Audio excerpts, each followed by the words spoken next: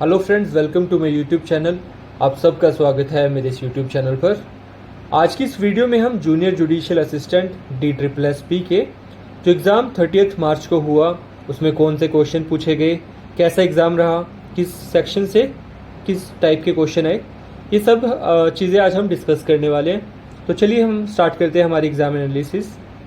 First हम start करते हैं जीएस वाले पोर्शन के साथ। यहाँ क्वेश्चन कुछ ऐसे थे कि जैसे फर्स्ट क्वेश्चन था कि जो गंधारा स्कूल ऑफ आर्ट है ये डेवलप्ड किस टाइम में हुआ, तो इसका बेसिकली आंसर था कुशानास। सेकंड क्वेश्चन एक डायनास्टी से था, हिस्ट्री से। इसमें आपसे पूछा गया था कि जो सुंगा डायनास्टी थी उसके फाउंडर कौन थे। थर्ड ये भी हिस्ट्री से था, यहाँ था कि father of king Harshvardhan. Next question इसमें था कि जो लास्ट मुगल एम्परर कौन थे जिसे ब्रिटिशर्स ने डिसाइड किया था कि लास्ट मुगल एम्परर ये रहेंगे। देन क्वेश्चन नंबर 5 हमारा पॉलिटी से। इसमें था जो कैबिनेट कमीशन आई थी उसके मेंबर्स की रिगार्डिंग क्वेश्चन था कि मेंबर्स कुछ नाम दिए गए थे तो आपको बताना था कि कौन मेंबर है।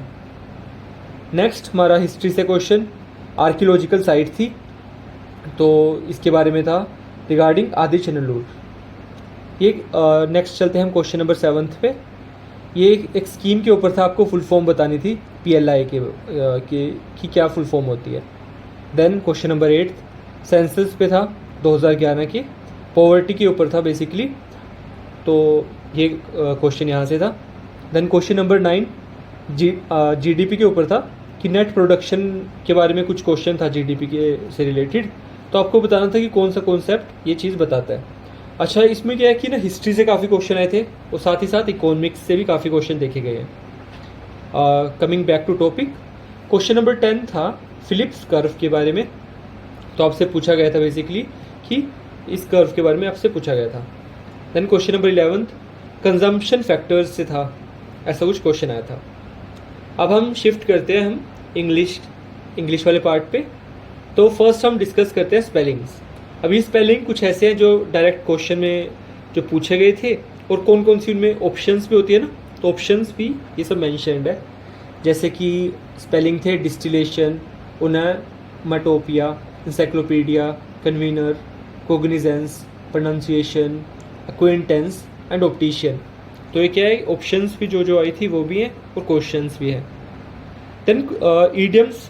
अब ईडियम ना काफ़ी ईजी थे, तो मतलब सब एस्पिरेंट्स हैं वो अच्छे से ईडियम्स अटेम्प्ट कर पाए होंगे। बाकी कुछ ईडियम्स ना सिचुएशन बेस्ड थे कि सिचुएशन आपको एक दे दी तो आपको बताना है कि कौन सा ईडियम इस सिचुएशन को अच्छे से डिस्क्राइब कर सकता है। देन कुछ वन वर्ड सब्स्टिट्यूशन, जैसे एक था कि art of study of correct spelling of words की जो करेक्ट स्पेलिंग कौन सी स्टडी होती है जो स्पेलिंग्स एक करेक्ट फॉर्म में वो बताती है, तो इसका बेसिकली आंसर था ऑर्थोग्राफी। बाकी और ऑप्शंस थी ओरोग्राफी, पैलियंटोलॉजी और ऑप्थेल्मोलॉजी। एक ये वन वर्ड था और साथ ही साथ एक था कि एक्सेसिव हंगर को क्या बोलते हैं, तो एक ये भी क्वेश्चन था। उसके बाद वो कैब से एंटोनियम है फीबल, तो आपको फीबल का एंटोनियम बताना था। अब हम बात करते हैं कॉम्प्रिहेंशन के बारे में। वही सेम पैटर्न, 2 कॉम्प्रिहेंशन थे। अब एक कॉम्प्रिहेंशन था वाटरफॉल के ऊपर। अब इसमें बेसिकली क्या था कि ना वाटरफॉल की सीनरी के बारे में काफ़ी डिस्क्राइब किया हुआ था कि कितना एटमॉस्फेयर कैसा है और वहाँ पे क्या क्या चीज़ें हैं जो पर्सन देख पा रहा है, तो उसके ऊपर एक पूरा एक कॉम्प्रिहेंशन था। तो यहाँ पे जैसे क्वेश्चन इसमें ना फ्लावर का कुछ मैंशनड होगा कॉम्प्रिहेंशन में, तो पूछा गया था कि जो फ्लावर्स हैं इस पूरे कॉम्प्रिहेंशन में वो क्या डिनोट करते हैं, ऐसा कुछ क्वेश्चन बना हुआ था। बाकी दोनों कॉम्प्रिहेंशन में एक क्वेश्चन सेम था कि बताओ जो कॉम्प्रिहेंशन है इस पूरे को रीड करके आप इस टॉपिक का क्या नाम रख सकते हैं, तो ऐसा क्वेश्चन था। और दूसरा कॉम्प्रिहेंशन था ओलंपिक्स के ऊपर, तो ये बेसिकली हिस्ट्री से ले स्टार्ट था कि इसमें मैच्योर थे।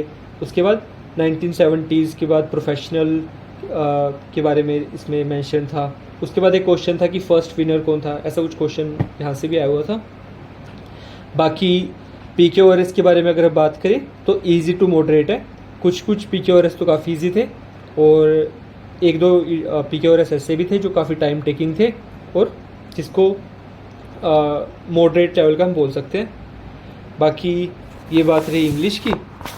और उसके बाद अगर हम रीजनिंग के बारे में बात करें तो यहाँ से क्या है, कोडिंग डिकोडिंग के क्वेश्चन थे। उसके बाद सीरीज़ के क्वेश्चन थे, सीटिंग अरेंजमेंट के 2-3 क्वेश्चन थे और लाइन बेस्ड थे कि एक सर्कल सीटिंग अरेंजमेंट होता है, एक लाइन सीटिंग अरेंजमेंट होता है ना, तो लाइन वाले भी क्वेश्चन काफ़ी थे।